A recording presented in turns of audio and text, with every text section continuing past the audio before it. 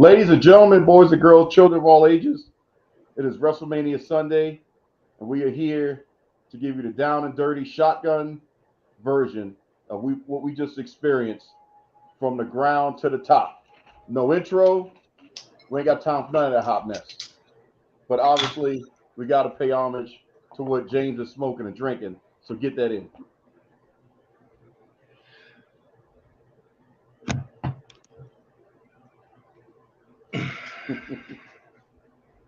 I'm with it. That's what I got to say to you. Respect. Only because it's Y2J. When'd you get that shirt? About 3 weeks ago. Oh, okay. Respect. So, night two, they added some more seats. They cleared 78,473 from 77,899. So they got a little something extra in there for the Sunday version of WrestleMania. We opened up with America the Beautiful from Jesse James Decker. Mark Wahlberg did his part two. And then we had the game finishing off when he started at his interview with Stephen A. Smith. He left his boots in the ring. His daughters were there, all three, and he said goodbye from performing in the WWE. So I thought that was a good moment right there. Then we went into I guess you could call it tag team of Palooza. RK Bro defeated the Alpha Academy and the Street Profits. Riddle hit his super RKO, and Randy Orton committed another out of nowhere. What do you think of the match? It was a pretty good match. I'm kind of disappointed that the Street Profits aren't going heel. They kind of did the Shawn Michaels thing where he with Undertaker. I just had to know. I just had to know. I had to see. Right. So they went back to babyface with the cups at the end. So I was kind of disappointed at that, but it was a pretty good match. You tired of Gable? I'm kind of digging the. I don't know if I'm kind of digging the shush shirt. I don't know. Hey, I'm not going to take any away from Chad Gable, but I'll just ask you: you tired of Gable Steveson yet? You feel like they pushed him down your throat enough this weekend? I'm starting to feel it right about there. Yeah. And then with them getting ready to change Chad Gable's name again because you can't have two Gables in the WWE. Why Chad got to change though? He's got an established gimmick. He's just like you said, got a shush T-shirt you ready to buy. Why he got to change his name? I don't know why. I don't know why they're making him change the name, and he's the veteran. 2.0. I don't know. I mean, as much as WWE has against people using their real names, since they can't trademark them, and as many times as they've changed people's names, rookies' names coming in. Why? What makes him so special? No, I mean he's the flagship for their what was it, the next campaign or I forgot, I'm breaking parting on their recruiting campaign name, but something to that. Well, that's gone to the wayside too, because the last recruiting class they brought in like half of the recruiting class was from the Indies, so They went against that already. I agree, but we'll have to see how that plays out. But like, I just curious, from wrestling purists like yourself, to see if you're like, dang, him again, and then he got involved in the show at the same time. I was like, man, that should be Vince McMahon's number one guy at that point. Well, you knew it was coming with him. I mean, they drafted him to Raw, but I mean, so you knew they were gonna try to push him. I didn't know they were gonna push him this hard for WrestleMania. But I knew they were gonna push him. That was my thought. It's like, wow, there was just a lot of extra. But we went from there to Bobby Lashley versus Omos. What was your thoughts on that? Do you think Omos did a great job being the big guy versus a larger life athlete in Bobby Lashley? Omos was Omos. Nothing different. Same recipe.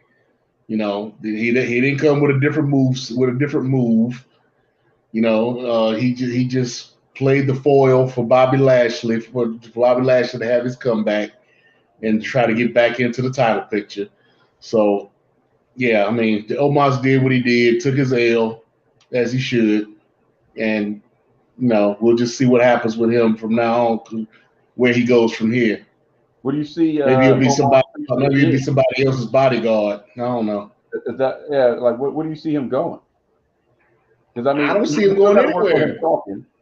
Not leaving, but I mean, in reference to that's what I'm saying. I don't see him going anywhere. I mean, who you gonna put him against? He probably should get set up in another tag team or some because I mean he's already destroyed everybody. Would you send him down to NXT? I wouldn't send him get down there and come back up. Since they are swapping people and moving folks around. I wouldn't send him. I wouldn't send him down to NXT because who is he going to go against? He really got no big men to go up against because the big men that are down there, from what I've seen, I mean, I haven't watched NXT since Braun Breaker won the title. So that tells you how long it's been since I won. I thought Dolph Ziggler just defeated him for it. That's what I'm saying. I haven't watched the actual show since Braun Breaker won the title the first time. So I mean, from what I'm seeing out of the product, they got no real big men to go up against him. That's the point. He could go down there and fix the one thing that he doesn't really get the opportunity to do in the main roster, and that's talk. He becomes champion, and now he's got to cut promos, and that's where the missing piece of the puzzle is fixed. I guess. I don't know. That's all he needs. If he could talk, then he could be, the next, for lack of a better term, Kevin Nash. For size, and shape purposes, I'd say Kevin Nash. So, just a thought. Yeah, we'll see. I mean, I say try to give him somebody to make him his mouthpiece and have him shut up and give him a move set. All right, so next match, we'll call it 80% of the Jackass crew versus Sami Zayn, which I'm not mad at because the only person I really wanted to see that wasn't a part of this match was Steve-O. But I guess the bump they probably would have had him do, they couldn't air on television. But we saw, participating Chris Pontius, which was hilarious. I wasn't expecting him, but I was happy to see him and his party boy gimmick minus the music. Wee Man was there, and then everybody else from Jeff Tremaine and some of the newer Jackass 3.0 crew got involved. But what's your thoughts on, because we knew it was just basically going to be a gimmick spot type match. But, Knoxville ended up taking the win. Did it satisfy what you would like it to be, or was it just a filler for you? I guess the better question. Yeah, it was definitely a filler. They made it a no holds barred match so they could get all the gimmicks in for Johnny Knoxville, so he could do his thing. Other than Wee Man, I ain't know any of them folks because I don't watch the Jackass. I've never watched the Jackass movie. I've never watched the show. Never. I've never been interested. Wow. So I mean, I knew who Wee Man was from different being in different things. I didn't even know he had black people in his crew. Johnny Knoxville. That's 3 points. Yeah, that's brand. I'm thinking that's brand new. At least he went from 0 to 2, so I guess he's doing all right. In the forefront. I mean, there were some there, but they were more behind the scenes and stuff like that. Once in a while, they may be part of a spot, but they weren't in the forefront like we saw tonight. But hey, I'll take that evolution. Yeah, well, outside of smacking people, we actually. I mean, I don't know what the significance of the mousetrap was to make it so significant they had to make a giant one. Just out there. Just out there. The mousetrap table gimmick was a fail from the start because they started coming off as soon as they pulled the table out. And it would probably snap by the time, because we didn't hear any snaps. We So heard by the one time snap. they were We starting to heard one come out, snap, and that was when Sami Zayn first put his hand down there and got snapped by the first one. right. But after that, but it was different. The large mouse trap, pinning Sami Zayn down allegedly. It was a interesting finish. It's Jackass esque. We'll put it that way. For what you would have seen in the movie, especially since now we'll plug it. You can watch it for free if you have Paramount Plus. Just go ahead and load it up. I think MTV was running a marathon on it, or one of their networks was running a marathon on all things Jackass this past weekend. So, you know, it was good to The watch only it. thing, the only thing to make, the only thing that came out of that match was the meme that I saw. The meme that did you see the meme that KG put up No, earlier? I It's have a to go back and picture look at it. of it's a picture of the hand that hit Sami Zayn, and it says Mark Henry and Mae Young's son finally grew up and made it to WrestleMania.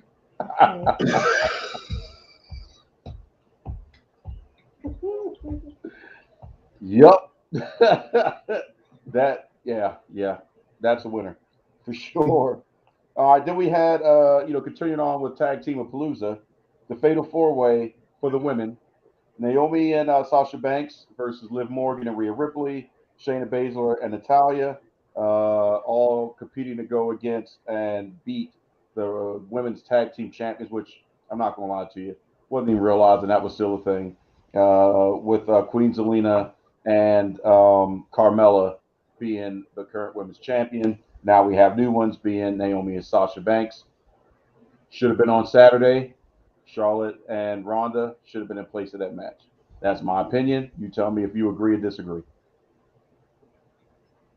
Uh, I agree that Charlotte and Ronda should have been today, but I don't mind them being on. I don't mind that tag team match being on tonight. Uh, it was a little. It was kind of a little extra with the three-way with the men to start off the show, but it was fine where it was. I wasn't upset about it being on tonight. Like you said, Charlotte and Ronda should have been on tonight, and maybe Omos and Bobby Lashley should have been yesterday if I want to make a trade. But it was a good match. I enjoyed it. I'm kind of trying to figure out what they're trying to do with Rhea and Liv. Bit more, yeah. Bit more I'm that trying to figure out chaser stuff. where they're going with this, where they're going with it, with that gimmick. Breaking news! Breaking news! KG actually is alive, and he is able to send a message, opposed to being on the damn show. So KG is alive. He is able to send a message, opposed to being Chad on. Gable does not need a rebranding. Chad Gable is fine just the way he is. He's got gimmicks now. He's got catchphrases now. So he is fine just the way he is. I'm telling you, the only reason they doing anything to him is because they got this new guy, Gabe Stevenson, coming, and they don't want two Gabes in the WWE for whatever their reason is. So yeah, he doesn't need to be rebranded. I disagree with that. No, no, in WWE they'll probably have a name match. I was thinking that was what we were about to set up. Yeah, could be. I was thinking they were about to try to set that up when they met tonight. But I'm like, oh, it could happen though. They could have a 24/7 belt. Why not have a name match? Yeah, true that. So then we had. I know I'm kind of torn because on paper, in my opinion, this would be the match of the night, period. And that's AJ Styles versus Edge, or the new Edge. Well, truthfully, I might as well call a spade, the Undertaker-esque Edge. That's just how he looked to me. But there Yeah, was he another did come match off, especially with that entrance and whatnot. Yeah, he did come off a little Undertakerish. that I didn't feel the brood out of that, so I was like, okay. But there's another match that kind of gave me the feels I wasn't expecting, and not for the after stuff, but for the actual match. But AJ Styles versus Edge Wrestling Clinic, they did exactly what we knew they would do, performance-wise, in the ring for that amount of time. No disappointment. Edge ends up picking up the win, but I don't like the finish. Just the look from Damian Priest and the distraction, and that stops AJ Styles. Really didn't like the finish. Yeah, I would have yeah. rather the interference from Priest, and Yeah, if then he was gonna be out there, he might as well have done something. right, You yeah, know? get dirty. But outside of that, not a fan of the ending. I'm quite Yeah, sure they'll probably the stretch that ending out sucked. more. You know, I don't want to end it at WrestleMania Backlash. Backlash should probably be AJ Styles versus Damian Priest, but AJ versus Edge again, or a tag match, AJ and somebody versus Edge and Priest will probably be a SummerSlam type thing. If I had to, put a button on that feud, they could probably stretch that out for a good little bit. But on paper, Yeah, I don't know where that. I don't know. We'll have to see where that goes with that because I don't see them two together for any reason. Why would they be together? yeah. That's it. But we'll Chemistry have is to always see. 2.0. Only thing I mean, that's the only Mm, vibe I got off of it. You know, maybe I watched a little too much Walking Dead as I was keeping myself busy. That's probably it. I don't know. Maybe I was a little bit crazy.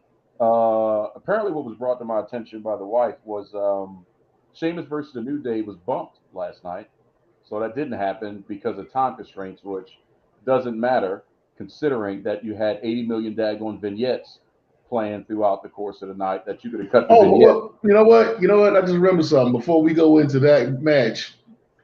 Did you hear anything about AJ's the No, little? I don't know if that happened during the entrance. If it was, From what I really, I tried to look it up right after it happened, and not too, about maybe halfway through the match, there was a story that came out. Brian Alvarez tweeted. Brian Alvarez from the Wrestling Observer tweeted that it was a pyro accident. That what? he came in and he stood too close to the pyro, and it kind of and it burned him. Oh, okay. Now, it's something similar to what happened with the Undertaker some time ago with the pyro burned his face. But Now, it sounded like it's AJ's fault. Taker's fault was the actual yeah, right. Now, yeah, right. But AJ probably the pyro's already set, so that would have been on AJ. Now, I went back later on during the match, and there was an update saying that there were fans in attendance that started putting out tweets saying that AJ actually bumped into the star on the way out. Oh, Because if you it was notice, dark. it was leaned back. The entrance was kind of the structure was leaned back.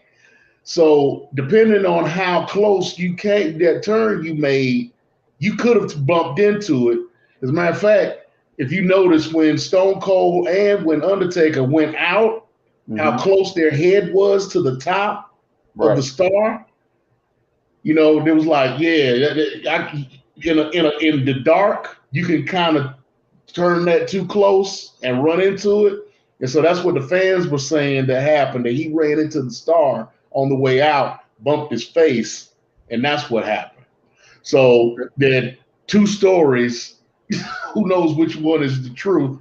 We'll never know, probably. So, I thought that interesting. Yeah. I was like, man, did he blade early and they supposed to put some color in his match?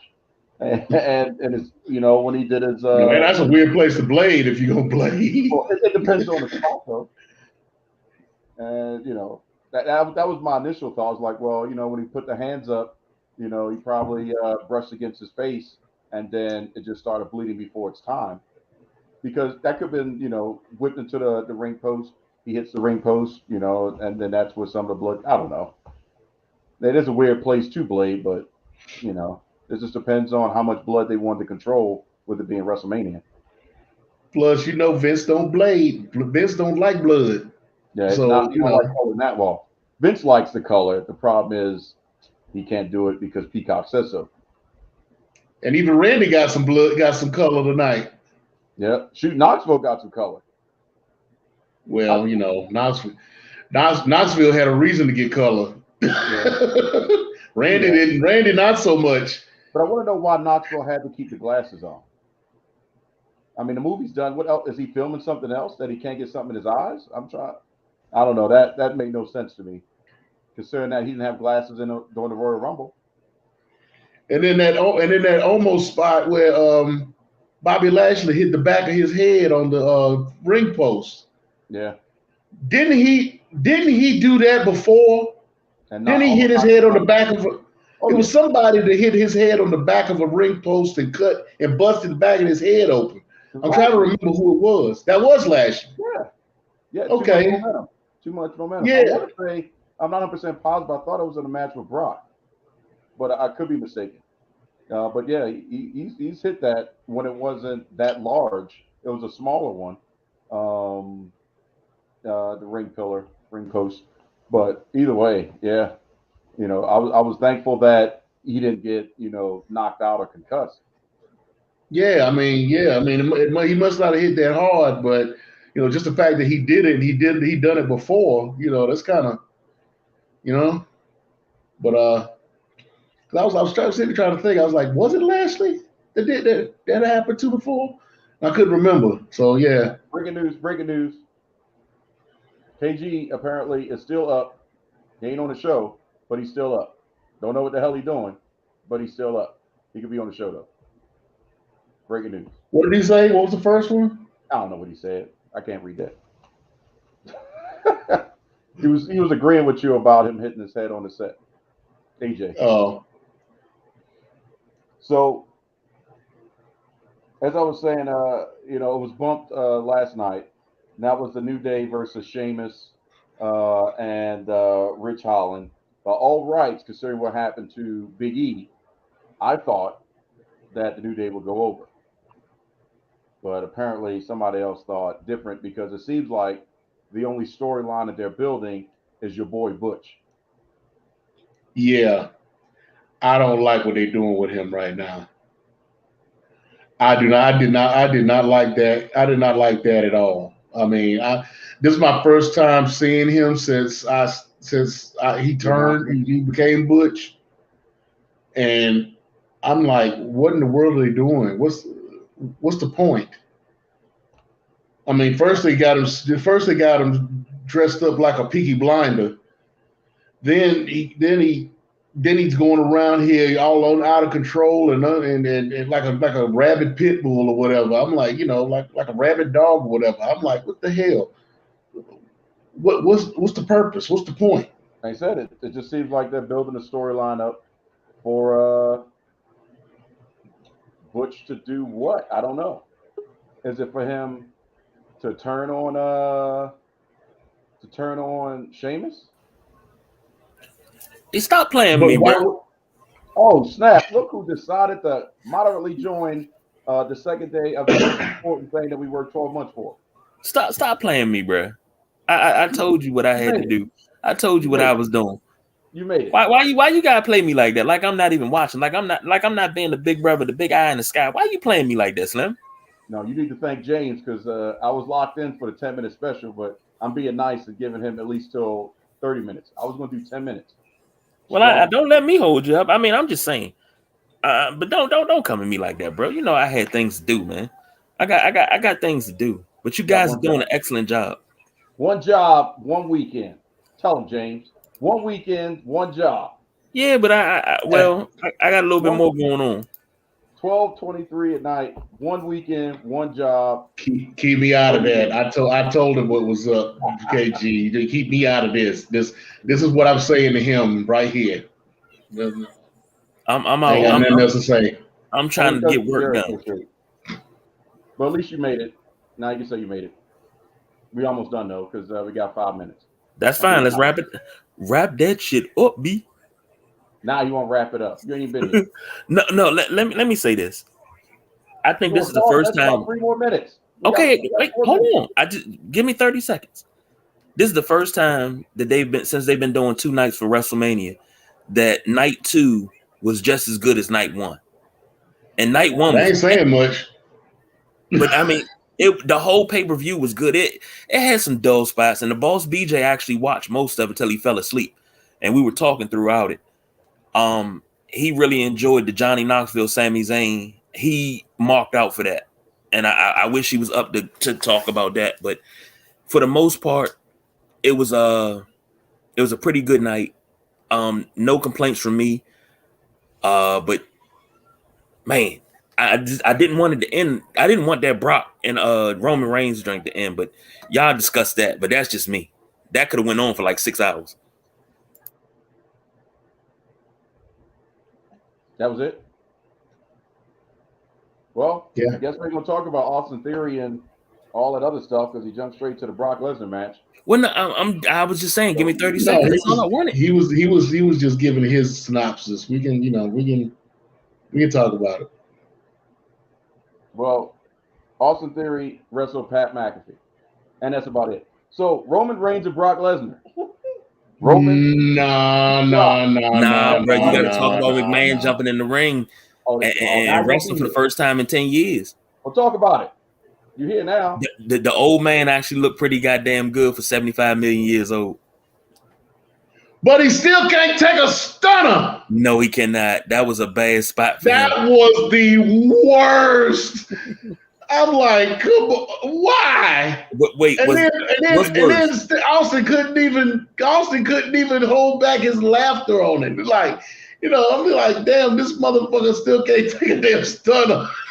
What's worse, the first stunner or the last stunner?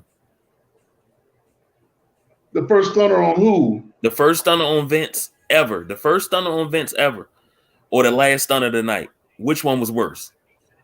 Tonight.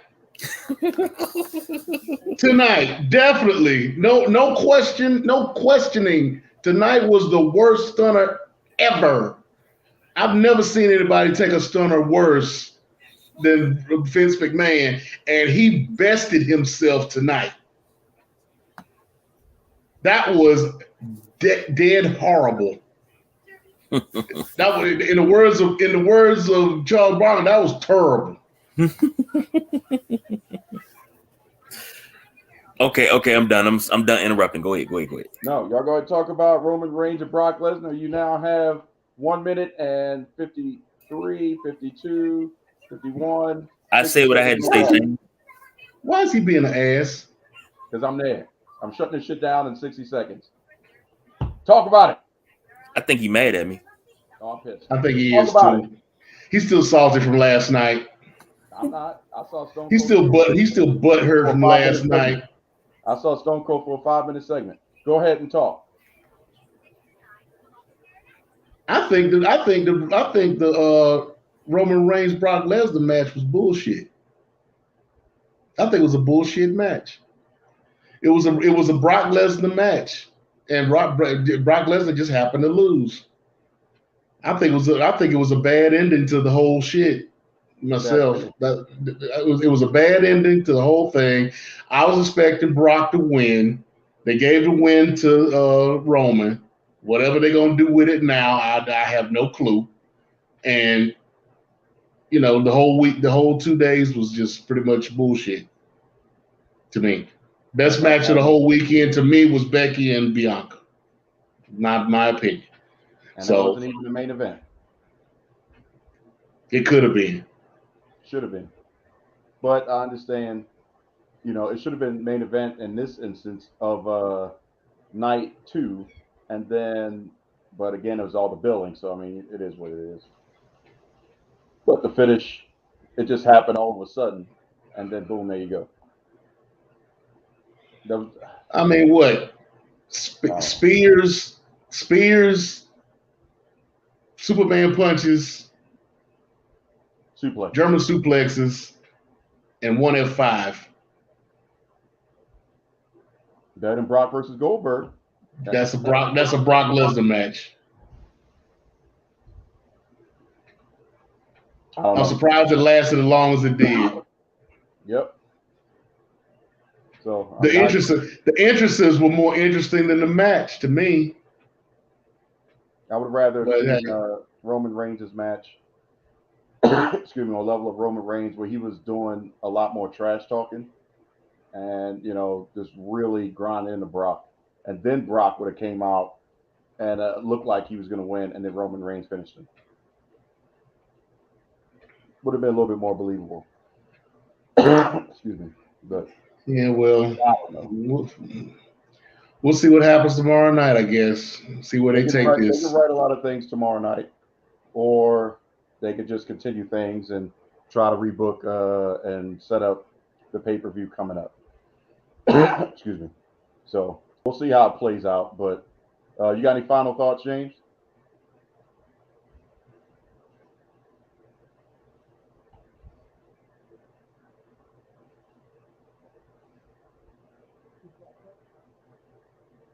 That's it? That's all? Anything else? One more time?